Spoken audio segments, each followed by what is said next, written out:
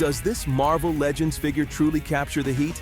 Let's find out, because today we're taking a closer look at X-Men 97's very own Roberto da Costa, the disowned heir. The name Sunspot. Definitely got more flair. He might have one of the simplest designs in Wave 3, but when it comes to articulation and presence, this figure brings the heat better than some of the flashier ones in the line.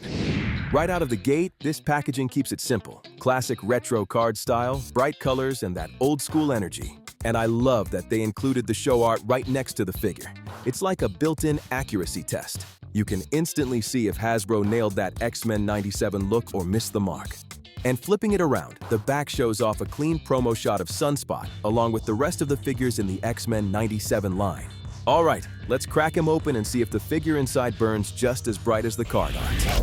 Once you get him out of the box, the simplicity continues. He's rocking his classic New Mutants outfit, or his training suit if you prefer. The matte black suit contrasts beautifully against the yellow accents, and I actually like what they did with the black here. It's not pure black. It has a purplish blue hue that gives it more depth, almost like how the series uses blue shading to define his muscles. I just wish Hasbro leaned into that more. A little blue hue shading on the figure itself would have really helped bring out those muscle details and made the sculpt pop even more. Now, about the yellow. Yeah, everyone's been talking about it being more muted compared to the show or other figures in the wave. And yeah, it is. But honestly, he does have a more muted yellow tone on his outfit in some scenes. If you remember the episode where Bastion arrived at Asteroid M, Roberto's suit actually looked a bit lighter compared to Jubilee's jacket. I know in a few shots, it might seem like it's the same yellow as Morph's, but remember the scene when Morph transformed into Magic? Magic was wearing her New Mutants outfit, and that one had the exact same muted yellow as Roberto's. So I really think this was intentional, specifically for this outfit. The tone just changes depending on the lighting and scene atmosphere. For example, during the Bastion fight, the explosions and flames made the yellow look brighter and warmer than usual. And keep in mind, Forge, Morph, and Cyclops all wear blue and yellow suits, while Roberto and Magix are black and yellow with their trainee outfits. As you can see here in the photo, it's very clear that Roberto's costume is lighter or more muted compared to Forge's, and if you also compare it to Jubilee's, it's definitely a different shade of yellow. So, I hope that clears up why it looks lighter. I know it's not always easy to tell since the colors shift a bit in different scenes. But at first, I honestly thought it was because of his solar power, like the suit got sun-bleached or something. The yellow parts on the body are painted, not sculpted, but that's fine. It keeps the figure smooth and consistent, like it's printed on the suit. What I do like is that they sculpted the gloves and the boots. Now, he doesn't have glove swivels, but he does have a hidden boot swivel, which I'm kind of disappointed about. Of all the places to put articulation, why right at the top of the boots? They could have placed it under the cuff so it wouldn't break up the sculpt when posing. Or honestly, just skip it entirely. Personally, I don't care much if a figure has or doesn't have a boot or calf swivel, because realistically, you can't move your calves without your leg moving too. And one thing I really wish Hasbro would fix, their feet sculpt. They still look too flat and wide, almost duck-like, which makes the proportions look off. The belt, though, is a floating piece and nicely done. What bothers me a little is the diaper piece. It doesn't look quite like the promo photos. I mean, they nailed Cable's lower section. Even with the slight color difference, it still looks great sculpt-wise, which just proves they can make a better-looking piece. And Morph's design looks closer to his show appearance, maybe even slightly better looking than this one, especially with that belt. So it's kind of a shame they reused something that doesn't fit as well for Sunspot. A little more effort could have really enhanced the overall look.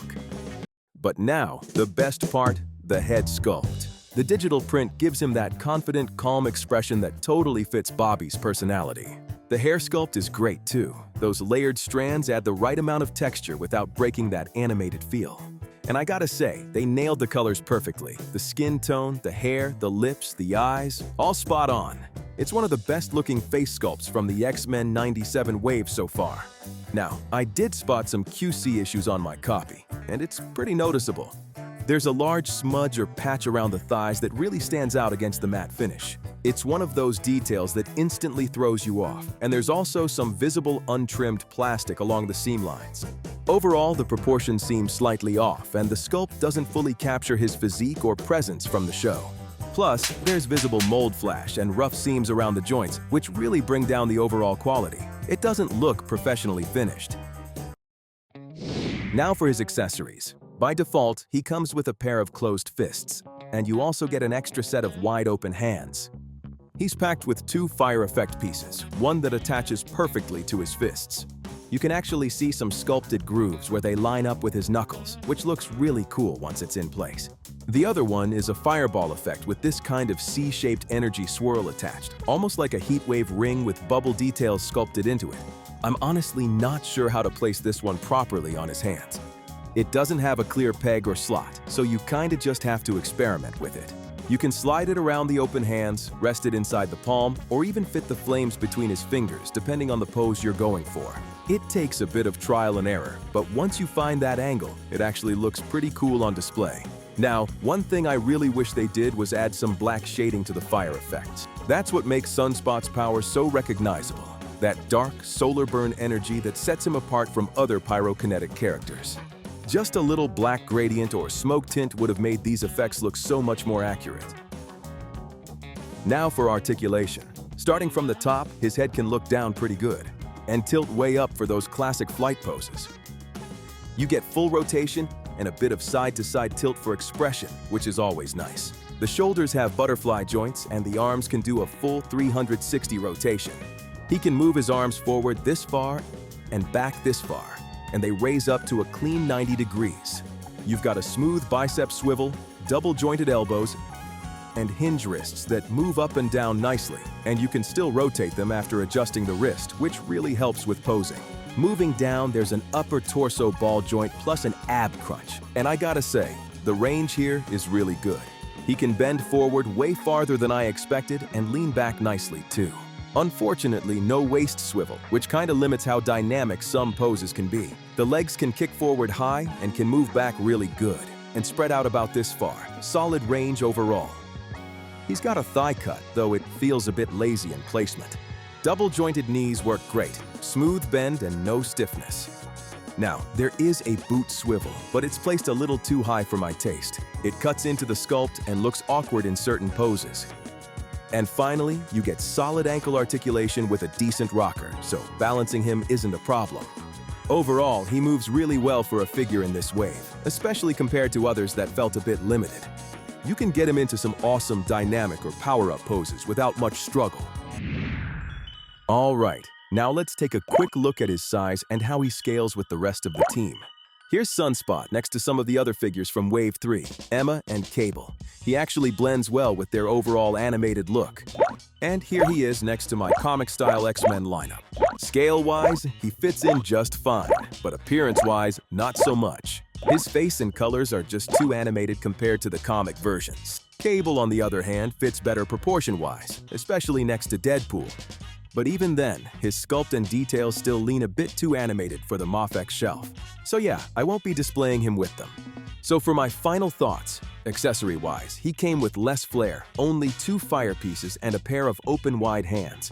But articulation-wise, he definitely got more flair and posability compared to the rest of the wave, though still not quite good enough. Like, how can they give Cable a waist swivel and a ball peg for both head and neck articulation, while Sunspot doesn't have either? And why does Sunspot get butterfly joints while Emma and Cable don't? It doesn't matter if it's because of the cape or the shoulder pads, that's still not a good enough reason to skip the butterfly joints. They could have just made the pads flexible or added some articulation there. Okay, enough about Cable and Emma. Let's get back to Sunspot. As for the head sculpt and paint, I'd say Hasbro did a fair job here. It's good that they really tried to stay true to the show, and I appreciate that effort, especially for a figure at this price point. Overall, the paint and body sculpt could have been a bit more refined. Some subtle blue shading would have really helped bring out the muscle detail, and the finish isn't the cleanest either, with a few smudges and rough seams here and there. The proportions also feel a little off, especially in the lower section. Those reused parts and bulky feet don't quite capture how he looks in the show, and the thigh and boot cuts could have been done a lot smoother. Still, he's a good fit for the X-Men 97 shelf and even a nice base body for customizers who want to tweak or repaint him. That wraps it up for this review. If you enjoyed it, hit that like button and tell me which X-Men character you'd like to see light up the next wave. Until next time, stay creative, stay inspired, and keep that flair alive.